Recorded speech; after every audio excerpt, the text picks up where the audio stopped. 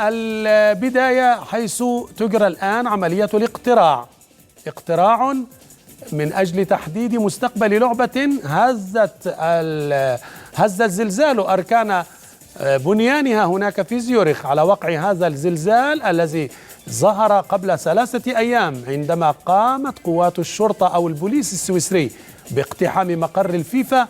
وهناك أيضا تم إلقاء القبض على 9 من أعضاء اللجنة التنفيذية، ووجهت الاتهامات لعدد زاد يوما بعد يوم في اليومين الماضيين حتى بلغ 14 شخصا من أعضاء اللجنة التنفيذية.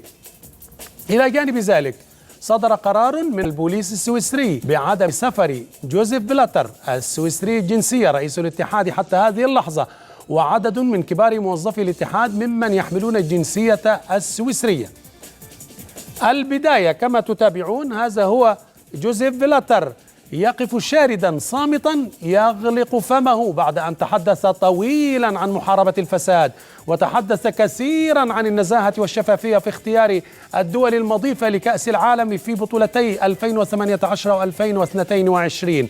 الفساد طاله، والحديث عن الفساد كان عبر صحف بريطانية وعبر صحف عالمية، الساندي تايمز، الجارديان، هناك أيضا في ألمانيا في المونتسجيلي، كتابات في الوطن العربي، كل يتحدث عن فساد يغلف منظومة الفيفا. ولكن لا أحد يستطيع أن يجاهر بهذا العداء لأن الفيفا سيقاضيه.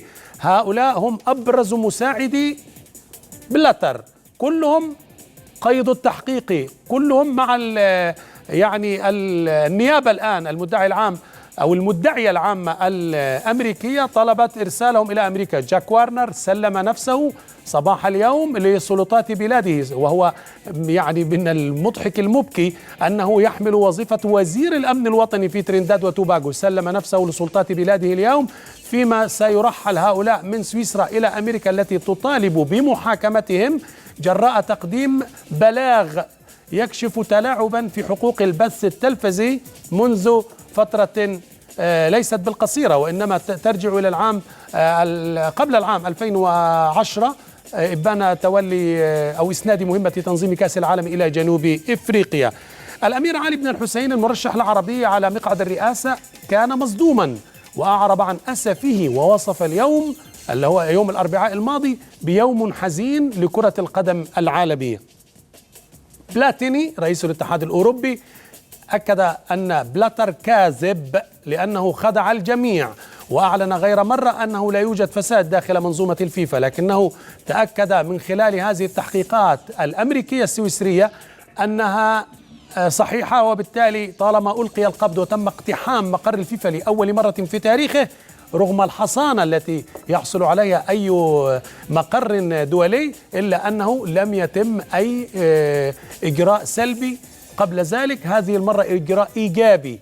وبالتالي تم الحصول على بعض المستندات التي خرج بها البوليس السويسري من داخل مقر الاتحاد الدولي لكرة القدم في زيورخ بسويسرا وسط صدمة عالمية وصمت من الجميع. بلاتيني طالب بتأجيل الانتخابات لمدة 6 أشهر، لكن رؤساء اللجان أو مع رؤساء الاتحادات القارية دخلوا على الخط وأيدوا بلاتر وقالوا لا للتأجيل. حول هذا الحديث وهذه